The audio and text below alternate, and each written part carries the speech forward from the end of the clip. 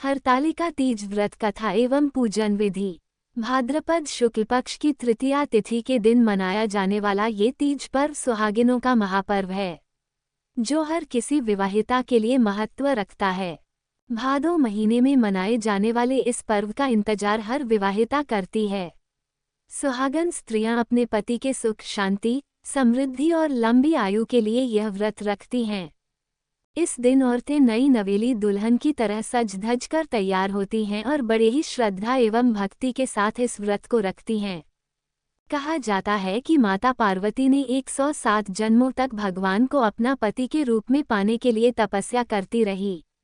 तब 108वें जन्म में भगवान शंकर जी को माता पार्वती की भक्ति का एहसास हुआ और उन्होंने पार्वती को अपनी पत्नी के रूप में स्वीकार किया। माता पार्वती ने उस दिन को महिलाओं के लिए शुभ घोषित करते हुए कहा, जो भी स्त्री इस दिन शंकर जी को स्मरण करेगी, उसका वैवाहिक जीवन मंगलमय और सुखमय व्यतीत होगी। तभी से इस दिन शादीशुदा औरतें इस व्रत को मनोयोग से करती आ रही हैं। मुख्य तौर पर इस दिन माता पार्वती और भगवान शंकर जी की पूजा की जाती है। हरतालिका तीज पूजा करने की विधि। भाद्रपद शुक्ल पक्ष की तृतीया तिथि को हस्त नक्षत्र में प्रातःकाल दिन भर का निर्जला व्रत रखें। इस पर्व में सर्वप्रथम उमा महेश्वर सायुज्या सिद्धये हरतालिका तीज व्रतमः करिष्ये मंत्र का संकल्प करके मकान को सुशोभित कर पूजा सामग्री एकत्र करें। संध्या के समय स्नान कर शुद्ध व उज्ज्वल वस्त्र धारण कर भगवान शंकर जी तथा माता पार्वती की मूर्ति का विधिवत पूजन करें और धोती एवं अंगोछा चढ़ावें। बाद में सुहाग सामग्री किसी ब्राह्मणी को तथा धोती एवं अंगोछा ब्राह्मण को दान करें।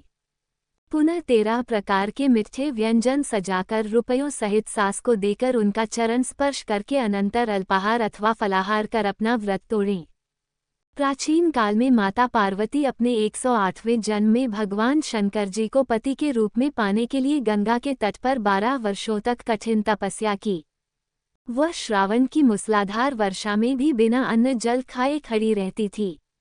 ज्येष्ठ मास के तपती धूप में चारों ओर अग्नि जलाकर बीच में खड़ी सूर्य को देखती रहती थी। ये देखकर पार्वती के पिता हिमालय काफी दुखी रहते थे। वे पार्वती के विवाह के लिए हमेशा चिंतित रहते थे। एक दिन नारद जी हिमालय के घर पधारे और हिमालय से बोले, हे पर्वतराज, मुझे साक्षात विष्णु ने आपके पास भेजा है। वे आपकी कन्या से प्रसन्न होकर उससे विवाह करना चाहते हैं। ये सुनकर हिमालय काफी खुश हुए। वे शीघ्र ही इस विवाह प्रस्ताव को स्वीकार कर लिया। पार्वती को जब ये पता चला कि उसका विवाह विष्णु से होने वाला है, वो गुप्त रूप से अपनी सखियों के साथ जंगल में भाग गई और समुद्र किनारे जाकर शंकर जी की आराधना करने लगी। भाद्रपद शुक्ल पक्ष की तृतीया तिथि को हस्त नक्षत्र था। उस दिन उसने रेत में शिवलिंग का निर्माण कर विधिपूर्वक व्रत की और रात भर शंकर जी का स्तुति कर जागती रही। पार्वती की इस कष्ट साध्य तपस्या के प्रभाव से शिवजी का आसन डोलने लगा। उनकी समाधि टूट गई। वे पार्वती से खुश होकर उसके सामने प्रकट हुए और वर मांगने को कहा। पार्वती अपने तपस्या के फलस्वरूप शंकर जी को पाकर कहा, मैंने हृदय से आपको पति के रूप में वरण कर चुकी हूँ। यदि सचमुच में आप मेरी तपस्या से प्रसन्न होकर यहाँ पधारे हैं, तो मुझे अपनी पत्नी के रूप में स्वीकार करें। तब शंकर जी ने पार्वती को अपनी पत्नी के रूप में सहर्ष स्वीकार कर लिया। इस प्रकार भाद्रपद के शुक्ल पक्ष की तृतीया तिथि को आराधना के द्वारा पार्वती ने शिवजी को अपने पति के रूप में प्राप्त की थी। इसलिए इस तिथि को व्रत करने वाली सभी कुमारियों को मनोवांछित फल मिलता है।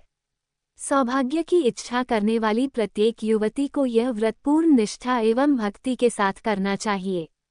हरतालिका की यह कथा सुनने का भी विशेष महात्म्य है।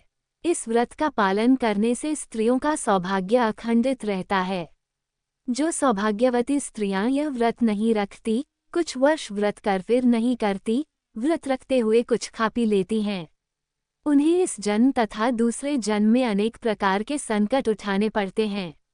यदि कोई कारणवश उस तिथि को कोई सौभाग्यवती स्त्री यह व्रत नहीं कर सकती, तो वह अपने पति या किसी ब्राह्मणी द्वारा भी इसका व्रत पूरा करा सकती है।